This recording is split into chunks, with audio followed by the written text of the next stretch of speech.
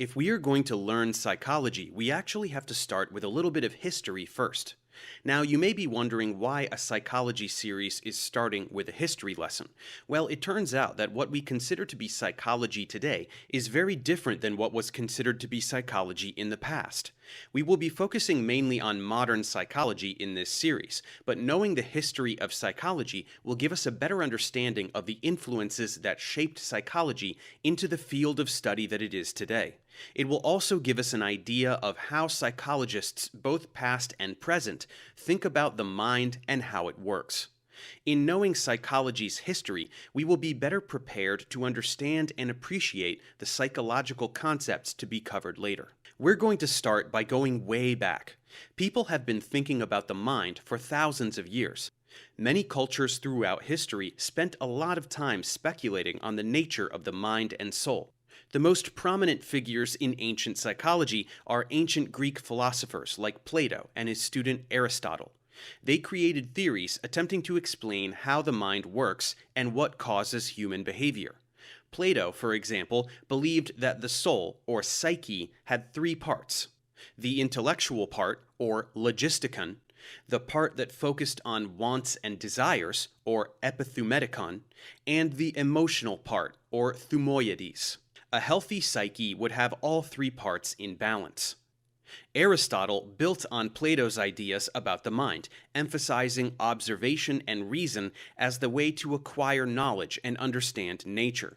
These ideas became the foundation of what we consider early psychology today. The Greeks were so influential that we took their word for soul, psyche, and made it part of the word psychology.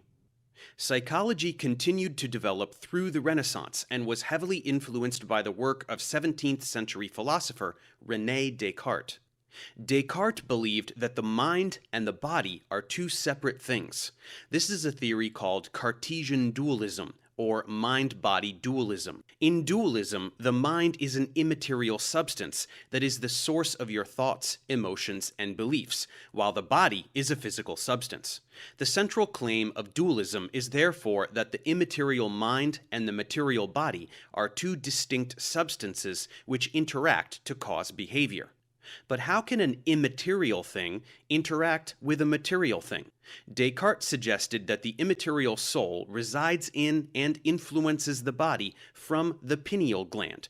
Philosophers continued to debate this idea and theorize other ways the mind could work up until the middle of the 19th century. Now, you may have noticed that we have been using the term philosopher instead of psychologist when talking about early psychology. When thinking about the mind, philosophers struggled with how to measure immaterial things like thoughts and feelings. Since we couldn't actually measure anything, early psychology was considered to be a branch of philosophy and not a science. It wasn't until we started learning how the brain actually works that we could start using the scientific method to study the mind. What we think of as psychology began in 1879 when German professor Wilhelm Wundt founded the first experimental psychology lab at the University of Leipzig, officially separating psychology from philosophy. In fact, Wundt was the first person ever to call himself a psychologist. He and those in his lab began using the scientific method to study the mind, thereby setting the stage for future psychologists. After Wundt, psychology grew into multiple schools of thought and fields of study. The earliest school of thought is known as structuralism, which was founded by Edward Titchener, a student of Wundt. Structuralists believed that all psychological processes were made of basic elements, or structures. They discovered these elements by asking research participants to describe their exact experiences as they work on mental tasks, a process known as introspection. A person reading a book, for example, might say that they are seeing some black lines on white paper. But structuralism was limited. Participants often couldn't accurately describe how they performed mental tasks. You're seeing black lines on paper when you read, but how do you get information from those lines? How do you describe the manner in which you complete a math problem? From these questions, the structuralists realized that the mind was doing things like processing information outside of our conscious awareness. This leads us to another school of thought called functionalism. Unlike the structuralists, the functionalists believed that consciousness could not be broken down into parts. They believed it was a continuous and changing mental process. Because of this view, the functionalists asked a different question than the structuralists. Instead of trying to understand how the mind works, functionalists wanted to know why the mind does certain things. Why do we have emotions? Why do we form relationships? How do human behaviors help us live in our environment? Functionalists tried to answer these questions by directly observing the human mind and human behavior. The neurologist Sigmund Freud created his own theory of psychology in the late 1800s and early 1900s. He is the founding father of psychoanalysis, which focuses on the role of unconscious thoughts, feelings, and memories in understanding behavior. Freud theorized that these unconscious thoughts and forgotten memories controlled literally everything that a person does. In Freudian psychology, the psyche is made up of three parts, much like what Plato believed in ancient Greece. To Freud, these three parts were the id, or instincts, the ego, or reality, and the superego, or morality. So the id is the part of the psyche that is full of primitive desires, sexual and aggressive drives, as well as hidden memories, while the superego is the psyche's moral conscience. The ego's job is to mediate between the other two parts. All three parts working together is what ultimately creates human behavior. Unfortunately for Freud, the id, ego, and superego are unobservable and cannot be tested scientifically, making this theory more philosophy than psychology.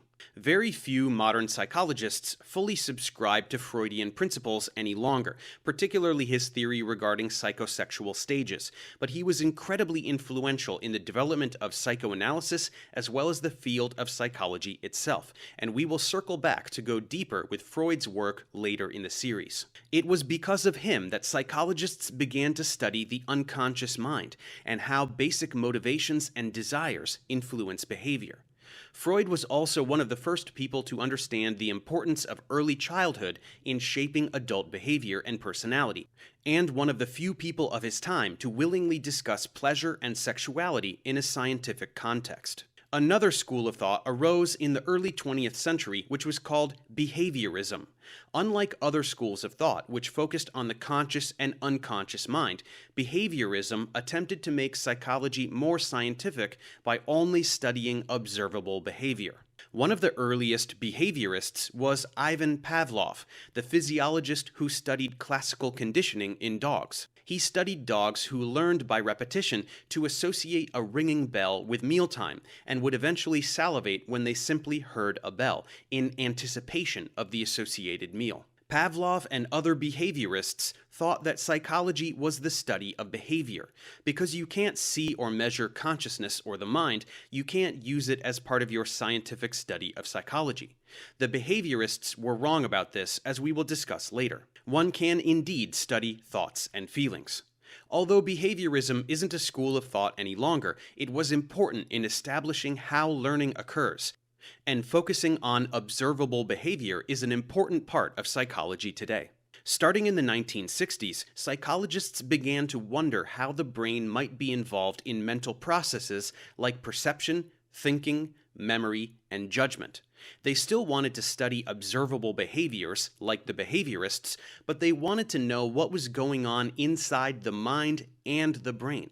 This type of psychology, called cognitive psychology, is an active area of research today. Cognitive psychologists study things like perception, decision-making, and problem-solving, often using brain imaging tools like MRI to see what role the brain plays in these behaviors. As we can see, psychology has changed immensely from its early beginnings in philosophy with the ancient Greeks to the start of experimental psychology in Wundt's lab, and it continues to change and grow every year. Unlike psychologists of the past, today's psychologists do not necessarily identify with a particular school of thought, like functionalism, structuralism, or behaviorism. Modern psychologists instead typically have a particular field of research that they focus on, like the cognitive psychologists we mentioned before. Other fields include developmental psychology, which looks at how the mind changes over a lifetime, and social psychology, which asks how social situations and cultures affect our behavior. Each of these fields are huge and continuing to grow,